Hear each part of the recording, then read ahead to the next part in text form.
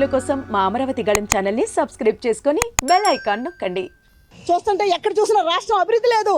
జనాల దగ్గర ఎటు చూసినా శ్మశాన వైరాగ్యాల్లాగా అనిపిస్తుంది తప్ప ఒక కళాకాంతి ఉందా? ఈ రాష్ట్రంలో బతుకుతున్నామంటే నలుగురు వచ్చి తలదాచుకునేటట్టు ఉందా? ఒక మైగ్రెంట్ పీపుల్ వస్తున్నారా? ఒక టూరిజం ఉందా? ఏముంది బూడిదుంది. వైఎస్ఆర్ పార్టీ ఈ దోసుకున్న దోపిడీ దొంగలమయం ఉంది.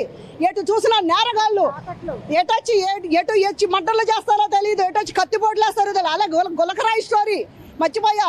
మరి ఎంతో అద్భుతంగా ఏసీ బస్సులో తన్ని పెట్టు పడుకుని జనాలు వచ్చే టైంకి ఆ విండో సీట్లో లేచి కళ్ళు నిలుపుకుంటా కూర్చుని అక్కడ చక్కగా ఇట్టా టాటాలు చెప్తాడండి.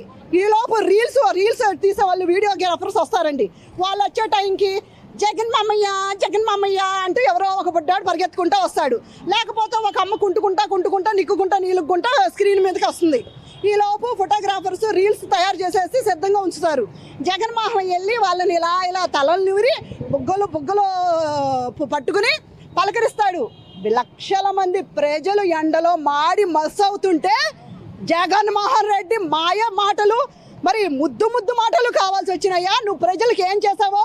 ఒక పక్కన చంద్రబాబు నాయుడు గారు 70 ఏళ్ళ వయసులో ఆయన స్టేజీలెక్కి అవిశ్రాంతిగా గంటల తరబడి నుంచుని నిలబడి మాట్లాడుతుంటే అన్నీ అయిపోయినాళ్ళలాగా, అసలు శాంతం కరెంట్ లేనాళ్ళలాగా కూర్చుని ఏదో బొగ్గల్ని ఎవరా తలల్ని ఎవరా ఏంటో ప్రేమికుల్లాగా, ఈయనేదో ప్రేమికుడు సినిమాలో ప్రభుదేవ టైప్లో ఏంటో బొగ్గల్ని మురుతాడు, చంపల్ని మురుతాడు. ఏంటండి ఒక సీఎంగా అసలు ఒక సీఎం బాడీ లాంగ్వేజ్ ఉందా నీకు రాష్ట్రానికి నువ్వేం చేసావో నువ్వు చెప్పుకోలేవు. కాబట్టి ఈ బొగ్గలాటలు, ఈ ముద్దులాటలు, తెనకమాల గుద్దులాటలు, ఇంకా అంతకు మించితే కత్తిపోట్లు, ఏదో గులకరాళ్ళంట, నా బొంద నా బూడిదే. ఆ వెల్లంపల్లి ఆడొకడు కంటికి పెద్ద స్టిక్కర్ వేసుకుని జోడెద్దులు బండిల్లాగా ఇద్దరు కలిసి నాకు దెబ్బ తగిలింది అనే స్టైల్లో వీళ్ళిద్దరు పోటీలు పడుతుంటే ఉందండి సినిమా.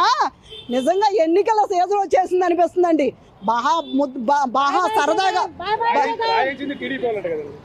ఒక పాపం చిన్న పిల్లాడిని సింగనగర్లో పాపం ఆ పిల్లాడు సతీష్ అంటండి. నిజంగా వాళ్ళ పేరెంట్స్ కానీ ఆ ఏరియాలో పేదలు కానీ పనులకు వెళ్ళేవాళ్ళండి. వాళ్ళకి పూట గడవని పరిస్థితి, రోజు పళ్ళుకి వెళ్తే తప్ప. అట్లాంటి పిల్లలు ఏదో కాలో గంజో తాగి కారం మెతుకులు తిని బతికే వాళ్ళని తీసుకెళ్ళి 200 ఇస్తాం 300 ఇస్తామని వాళ్ళని బస్సుల చుట్టూ తిప్పుకుంటూ వాళ్ళని తీసుకెళ్ళి వాళ్ళ బలి పశువులు చేస్తారా? నువ్వు 10 రూపాయల స్టిక్కర్ కాదా నువ్వు వేసుకున్నది? నువ్వు వేసుకున్న స్టిక్కర్ దండ అడ్డం వచ్చింది, కరెంట్ ఆఫ్, ఇదంతా స్క్రీన్ ప్లే స్క్రిప్ట్ కాదా జగన్మోహన్ రెడ్డి? చెప్పు. నీ చీకట్లో కరెంటు పోయినప్పుడు దండలు అడ్డం పెట్టారు. ఈలోపు జగన్మోహన్ రెడ్డి స్టిక్కర్ పైన ఒక స్టిక్కర్ని ర్యాపర్ని తీసేశాడు. ఈలోపు ఇట్లా చెయ్యడ్డం అన్నాడు. ఈలోపు వెల్లంపల్లి కూడా అబ్బా అనేసాడు. ఏదో రాయి తగిలిందని అక్కడ స్క్రీన్ మీద ఇలా రౌండ్ చేసి చూపిస్తున్నారు. ఒక్క విజువల్లో రాయి కనిపించిన పాపాన్ని పోయిందా? ఆ రౌండ్ చూస్తుంటే ఆ రౌండే కనిపిస్తుంది. దాంట్లో ఎక్కడ ఇంత గులకరాయి లేదండి. ఈ గులకరాయి ఆటలేంటో, ఈ గోలికాయల ఆటలేంటో, ఈ జగన్మోహన్ రెడ్డి ఈ పిల్ల బచ్చ ఆటలేంటో మరి జనాలకు అయితే అర్థం కావట్లా. కానీ రాష్ట్రంలో ప్రజలకు మాత్రం అర్థమైంది ఒకటి, మేము బాగా సంకనాకపోయాం అనేది మాత్రం క్లియర్గా అర్థమవుతుంది జగన్మోహన్ రెడ్డి.